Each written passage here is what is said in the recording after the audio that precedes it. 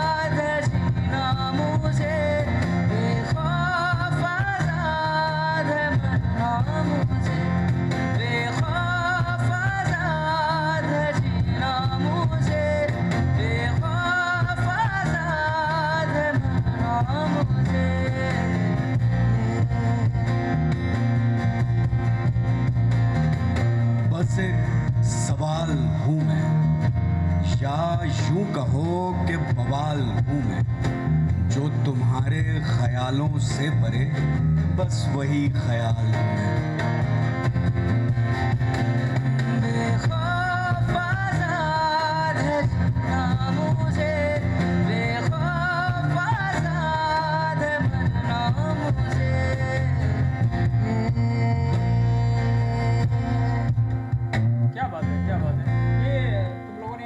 से तैयार किया हुआ है ये तुम्हारा? नहीं, इसमें पोएट्री बस हमारे बैंड मतलब मेरी लिखी है, बाकी ये गाना जो सॉन्ग है ये एक शो आया था सत्यमेव जयते, अच्छा, उनमें एक मैम ने गाया था, और इसका जो लिरिक्स है हाँ। वो एक्चुअली बता रहा है कि आप जी रहे हो तो मतलब आपको जो आज़ादी के लिए जो आप कंट्रीब्यूट करें, हम रहना चाहते हैं आज़ाद और हम आज़ाद हैं, हाँ।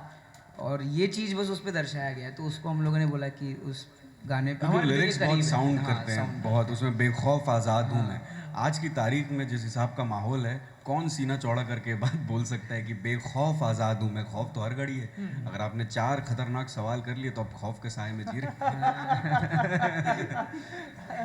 ये भी बड़ी बात है अभी इस दौर में कहना कि बेखौफ आज़ाद हूँ मैं, तो ये बड़ी बात है, और जीना भी चाहिए आज़ादी के साथ। आज़ादी का इस महापर्व को हम लोग मना भी रहे हैं। हम सब बैठ करके, मैंने इनसे कहा कि गांधी को पढ़ना चाहिए, तो हमने यूट्यूब पे सर्च किया गांधी, तो उसके बाद गांधी बायोग्राफी लिखा, और उसमें गांधी से रिलेटेड जितनी खराब इंफॉर्मेशन होनी चाहिए थी कि उनके किस तरीके के कैसे संबंध थे या किस तरीके से उनको बदनाम करने की एक विचारधारा जो कर रही है। दौर में बहुत सारी ऐसी चीज़ें आ रही है जो कि वो है ही नहीं है। जी बिल्कुल, बड़े पत्रकार कहते भी ये व्हाट्सएप यूनिवर्सिटी वाला ज्ञान है। तो ये जो व्हाट्सएप यूनिवर्सिटी वाला ज्ञान है, जब वो सामने आया तो हम खुद बहुत चक्के थे, क्योंकि हमने बचपन से तो बापू को जिस हिसाब से देखा, जिस नज़र से देखा, वो बिल्कुल अलग थी। और अभी जब हम सर्च कर रहे हैं तो उसमें बहुत सारी चीज़ें गलत आ रही है। हमारे बचपन से, हम बचपन में देखे कि हमारे father of nation Mahatma Gandhi ji, और उसके बाद जब हम बड़े हो गए तो वो पलट गया है। अब वो फादर ऑफ नेशन नहीं है, उनकी वजह से दिक्कतें हैं अब मुल्क हम में। लोग मतलब बचपन में देखे और हमारे बड़े होते में ही उनका सब चीज़ बदल गया। तो हम लोगों का विचार था, हम सभी का, तो कि इस पे गांधी कुछ- जी को समर्पित जी जी किए जी गए। बिल्कुल बिल्कुल।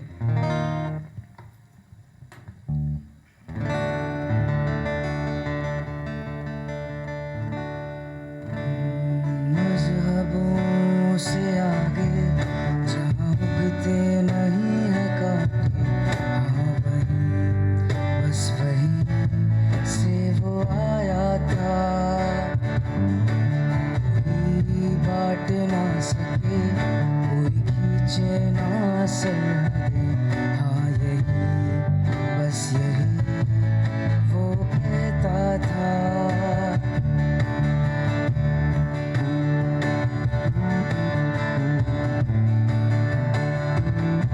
जब ज़र्रा ज़र्रा डूबा था हममें, जब रेस था बाज़ के पंजों में, जब ज़र्रा ज़र्रा डूबा था हममें, जब रेस था बाज़ के पंजों में। जब सांस सांस थी गुलाम, हर बदन पे थे जख्मों के निशान, जब फसलों के दाने दाने पर हक और कोई जताता था, जब अपने देश का नमक बस घाव पे मसला जाता था। जब दूर दूर तक सन्नाटे गानों को चीरा करते थे, आजादी के नारे बस मन में गूंजा करते थे। लाखों दिलों की आवाज वो बना, इंसानियत का पैगाम वो बना, एक ही ईश्वर, एक ही अल्लाह।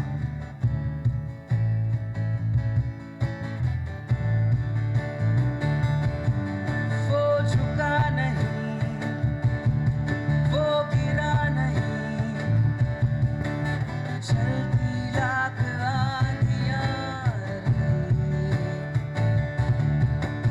सच के चराग की वो रोशनी मध्यम मध्यम हुई नहीं। वो एक खालिस लाठी थी जो जुल्मों के आगे टिकी रही। राह दिखाता सरपट चलता सत्य अहिंसा का राही, राग अलापे चरखा चलाए रे जोगी।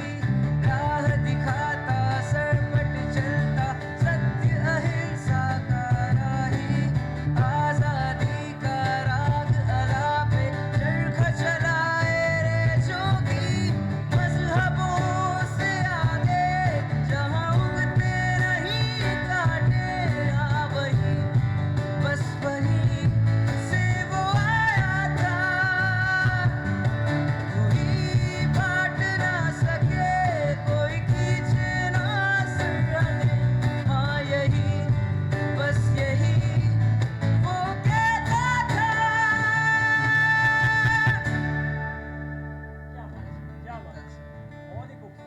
एकदम रोंगटे खड़े कर देने वाली जो है लाइनें हैं इसमें, और इसमें बीच में जो तुमने अपने शेर जो है डाले हैं वो भी बहुत खूबसूरत है और समसामयिक है। मतलब आज के इस दौर में युवा पीढ़ी के बीच में जो गांधी जी को लेकर या उनके कार्यों को लेकर के जो भ्रम की स्थिति है, मुझे लगता है कि उसमें बहुत ज़रूरी हो जाता है कि उसमें बातचीत हो और अच्छी बातचीत हो, और ऐसे गाने बनते रहने चाहिए।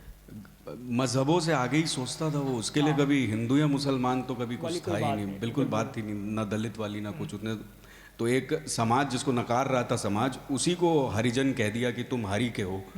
तो ये इतनी खूबसूरत बात है। आज जो जितने भी आंदोलन होते हैं जिसमें कुछ लोग जा करके एक जगह जम जाते हैं, तो वो जो कॉन्सेप्ट है वो गांधी ने दिया, उसके बाद कितने सारे मुल्क में बदलाव है उसी आंदोलन की वजह से। आंदोलन की वजह से। हाँ, जो मतलब आप बैठ जाइए अहिंसा से, आप मारना चाहते हैं आप मारिए हमें, हम नहीं हाथ उठा रहे। मतलब कितनी अच्छी बातें थी, बचपन में हम लोग यही पढ़ा करते थे कि माँ खादी की चादर दे दो मैं गांधी बन जाऊँ। तो लेकिन आज उस गांधी को लेकर के सोशल मीडिया में जो बातें हो रही है वो बड़ा दुखद है। बहुत बहुत अफसोस होता है, मतलब सबके ऊपर अफसोस होता है जो भी है।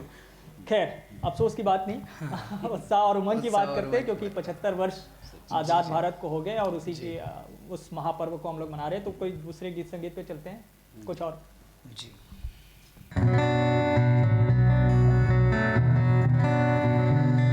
ये इस धरती के लिए तो हम जो करें वो हमारे लिए काम है। तो ये हर कर्म अपना करेंगे, हर कर्म अपना करेंगे, ऐ वतन तेरे लिए दिल दिया है जान भी देंगे, ऐ वतन तेरे लिए दिल दिया है जान भी देंगे, ऐ वतन तेरे लिए।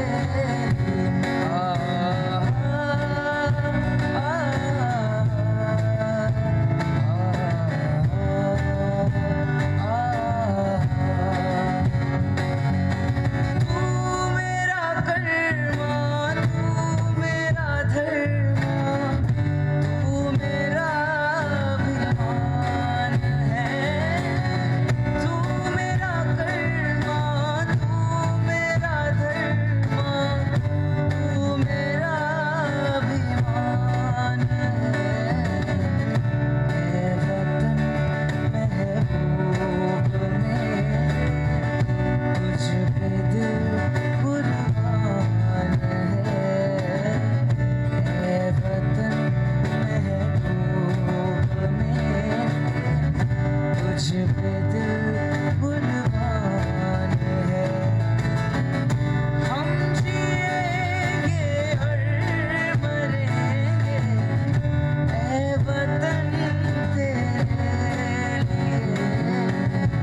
दिल दिया है जान भी देंगे, ऐ वतन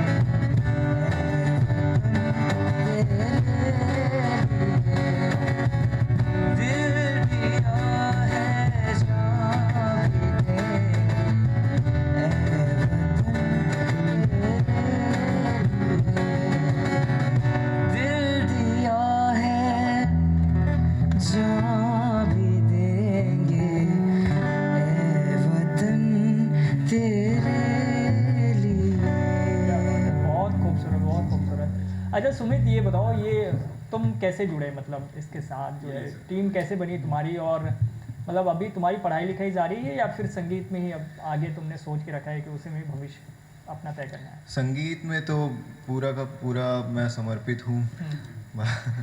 पढ़ाई के टाइम, हाँ पढ़ाई मेरी कंप्लीट हो चुकी है, मतलब ग्रेजुएशन तक बिल्कुल, हाँ पर उसमें मैंने म्यूज़िक में नहीं किया। पर मैं बहुत खुशकिस्मत समझता हूँ खुद को कि मुझे ये लोग मिले, वो ना जाने कैसे, पर ये लोग मिल गए कुछ ना कुछ हमारे काम के सिलसिले में ही। और ये मैं बहुत रेयर समझता हूँ कि एक अच्छी टीम बन पाना वो सबसे बड़ी बात है, क्योंकि आप कितना भी माहिर हो जाओ, टीम बनाना बहुत घर के मुश्किल लोग सपोर्ट कर रहे हैं? है। घर वाले धीरे धीरे मानते जा रहे हैं अब, क्योंकि आउटपुट हम सुना पा रहे हैं। हाँ, ये क्या आने वाले हैं, टीवी पे ज़्यादा बगावत नहीं कर सकते। घर भी जाना है। घर में जाना नहीं, मतलब कभी ऐसा होता है ना, देखिए कई बार किसी से मोहब्बत हो जाए तो आदमी फिर कवि बन जाए, गीतकार बन जाए, गजलकार बन जाए, संगीतकार बन जाए। ऐसी कोई बात तो नहीं रही?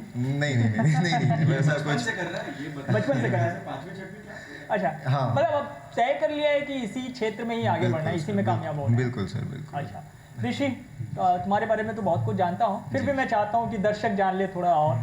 ऋषि क्या करना चाहता है, ये दर्शक भी पूछते रहते हैं सोशल मीडिया पे। ऋषि का यार कुछ समझ में नहीं आता, कभी यहाँ कभी वहाँ, वो करना क्या चाहता है एक्चुअल में जीवन में? मेरे साथ जो एक हमेशा एक चीज़ को नज़रअंदाज किया जाता है, जो वो ये है कि मैं पिछले 10 सालों से सिर्फ लिख रहा हूँ। लिख रहे हो? वो बात अलग है कि मैं क्या कर रहा हूँ, सोर्स ऑफ इनकम के लिए, वो डजेंट मैटर। हाँ। लेकिन मैं पिछले 10 सालों से लिख रहा हूँ और पढ़ रहा हूँ, और मैं आगे भी यही करना चाहता हूँ। अभी हम लोग जो दूसरे गानों पे काम करें वो दंगे के खिलाफ है, तो बस इस तरीके का ही जीना चाहता हूँ कि जो देखूँ उसे लिख दूँ, और उसके बाद ये जो आसमान से उतरे हुए लोग साथ में हैं, इनके साथ मिल कर के वो रग रग में म्यूज़िक के ज़रिए दौड़ाने का काम जारी है। और इसके अलावा अब सब ख़त्म हो चुका है, मतलब अब मेरे ख्याल से मुझे कुछ 2-4 बरस हो चुके हैं जो मैं इन्हीं लोगों के साथ में ये काम कर रहा हूँ, तो अब शायद आपको सुनने को ना मिले कि ये कुछ और कर रहा है। तो चूँकि जवानों के साथ जो है ये देश है, और उनके बिना हम लोग कुछ भी नहीं है, फिर वो चाहे नक्सल मोर्चे पर तैनात जवान हो या फिर देश की सीमा पर तैनात, तो उन्हें समर्पित करते हुए कोई गीत।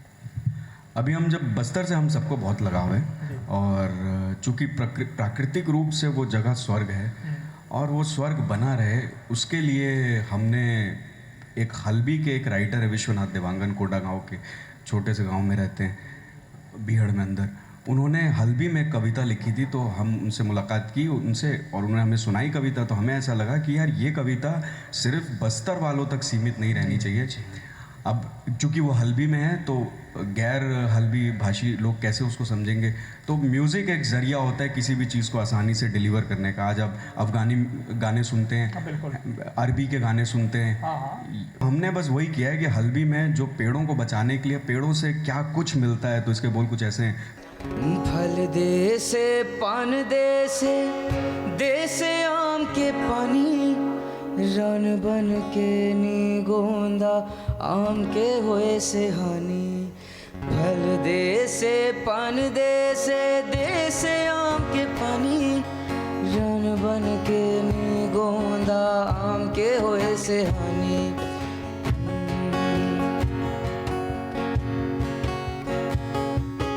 हम ना खूबे रेले दादा,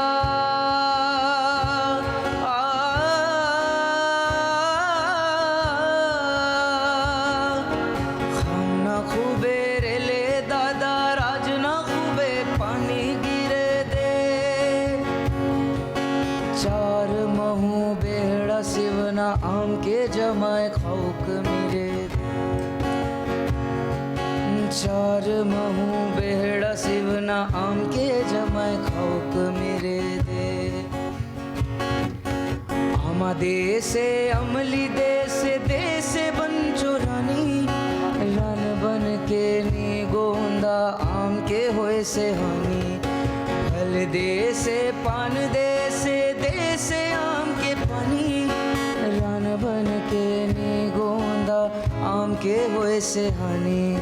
फल आम के होए से हानि। क्या बात है, बहुत बहुत खूबसूरत लाइन। ये थोड़ा सा हमने गाया अभी, क्योंकि ये है थोड़ा सा लेंदी है, गाना। बड़ा गाना। बड़ा गाना है, लेकिन बहुत बहुत खूबसूरत लाइनें हैं। और मुझे लग रहा है विश्वनाथ देवांगन का शुक्रिया कि वो ये महसूस करके कविताएं लिख पाए। बहुत बहुत बहुत खूबसूरत है। तो अभी अब चूंकि आज़ादी के इस महापर्व पर हम लोग आगे बढ़ रहे हैं, और बिल्कुल समाप्ति की ओर भी है, समय की अपनी सीमा है। नहीं तो ऐसा लगता है कि सुनते ही रहें। तो कोई गीत जो मतलब सबसे ज़्यादा तुम्हारे दिल के करीब, मैं चाहता हूँ कि वो गीत केसरी फिल्म की गीत जिसकी चर्चा हो, जी तो वो एक गाना हो जाए।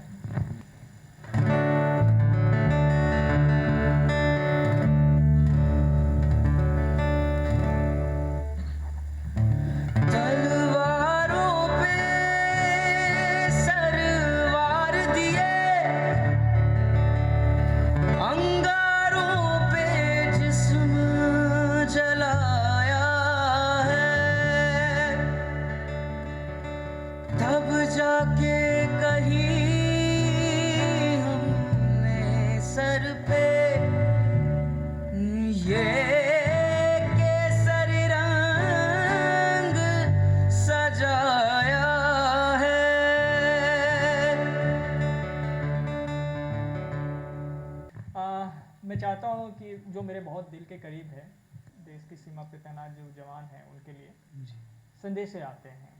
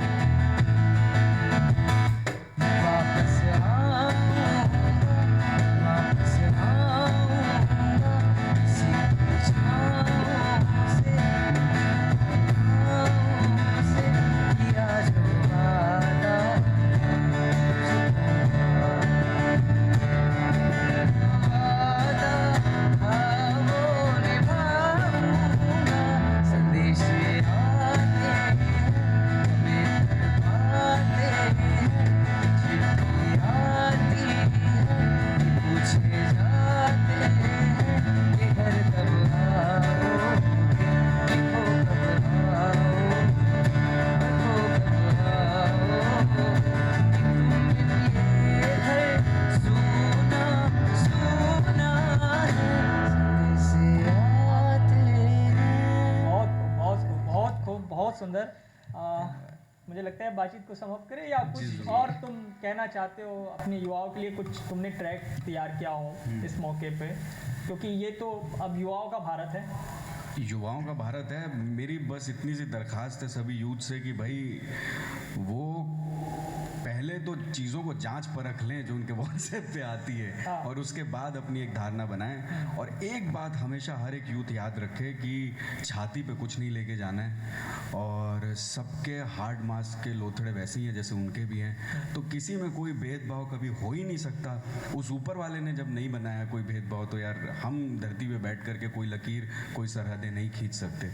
पाकिस्तान को लोग गाली देते हैं, मैं देखता हूँ कि पाकिस्तान में जो लोग वहाँ से आए हिंदुस्तानी, वो आज भी मरते हैं कि भाई वो एक दफ़ा अपने उस पूर्वजों के घर जाएं। लेकिन नफ़रत का जो आलम है कि हम पाकिस्तान का नाम लेने से पहले ही अपने दिल में एक नफ़रती भाव जगा लेते हैं। तो मुझे ऐसा लगता है कि इन सरहदों को ख़त्म किया जाए, और हम अर्थियंस हैं, हम इस दुनिया के लोग हैं, हम इंसानी एक ज़ात है, वो बस इंसानी है, उसमें हिंदू मुसलमान पारसी सिख ईसाई कुछ नहीं है। जैसे पक्षी हैं, जैसे जानवर हैं, जैसे रेप्टाइल्स हैं, वैसे हम हैं। तो ये बारीकी को समझे लोग और भेदभाव ख़त्म करें, तब ये आज़ादी सही मायनों में खूबसूरत और महकती हुई लगेगी।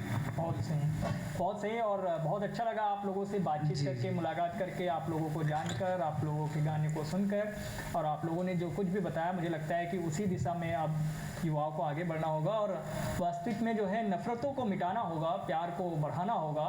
जैसा भारत हमारे पूर्वजों ने बनाया था वैसे ही भारत हमें फिर से बनाना होगा। बहुत बहुत धन्यवाद। आप देख रहे थे न्यूज़ 24 मध्य प्रदेश छत्तीसगढ़।